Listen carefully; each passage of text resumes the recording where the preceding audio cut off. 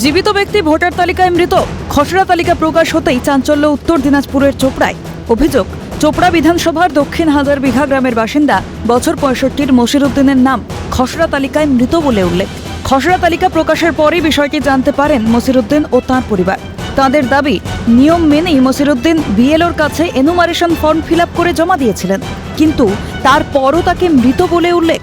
২০০২ সালের ভোটার তালিকায় নাম ছিল মশিরউদ্দিনের, কিন্তু তারপরও কিভাবে তাকে মৃত দেখানো হলো তা নিয়ে প্রশ্ন তুলেছেন তিনি। আমার তো ইলা ই কইছিল যে ফেলার জন্য বেলোডাক, তো আমার ভোটার লিস্টে তারা আমাকে বাদ করে দিয়েছে, মৃত বেলোয় ঘোষণা করিয়ে বাদ করে দিয়েছে। তা সত্ত্বেও এই বেলোরা করলে না কি করলে না পার্টিগত করলে না কি জানি না।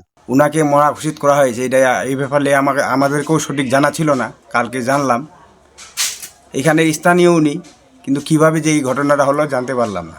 হ্যাঁ, আমি এইটাই চাইবো যে ওনার নামটা উঠুক, আবার ৬ নম্বর ফর্ম বলে দিয়ে নামটা উঠবে নাকি বলে, তাহলে উঠুক নামটা।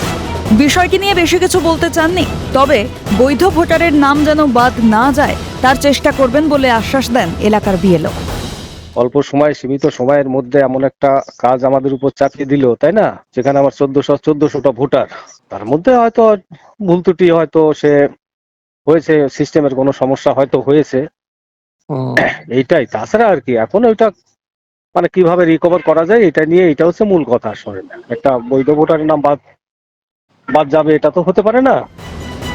চোপড়া বিধানসভার ১২২ নম্বর কাচনাডাঙ্গি বুথে মৃত স্থায়ীভাবে স্থানান্তরিত বা অনুপস্থিতির কারণ দেখিয়ে মোট ১৪৩ জনের নাম খসড়া তালিকা থেকে বাদ দেওয়া হয়েছে। সেই তালিকার ১০৪ নম্বরেই রয়েছে মশিরউদ্দিনের নাম।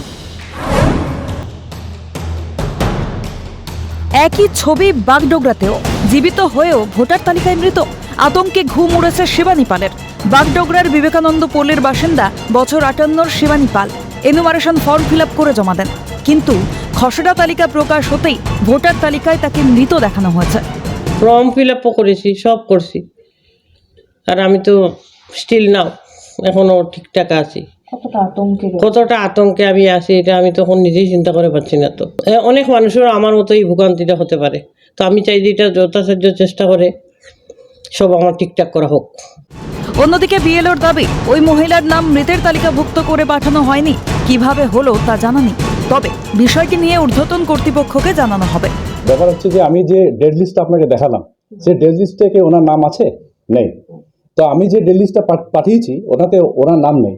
তো এটা কিভাবে হলো সেটা তো ব্যাপার অ্যাকচুয়ালি আমি বুঝতে পারছি না কোথায় যে ফল্টটা হয়েছে, কিন্তু এই ওনার যে ব্যাপারটা ওটা আমাকে ঠিক করতে হবে। এর জন্য আমার যে হায়ার অথরিটিস আছে ওনাকে আমি জানাবো এবং এই ব্যাপারটা যেটা আছে ওটা ক্লিয়ার করার চেষ্টা করব। এসআইআর এর নামে বৈধ ভোটারের নাম বাদ দেওয়ার চক্রান্ত করছে নির্বাচন কমিশন এবং কেন্দ্রের বিজেপি সরকার। অভিযোগ আপার বাগডোগরা গ্রাম পঞ্চায়েত প্রধানের।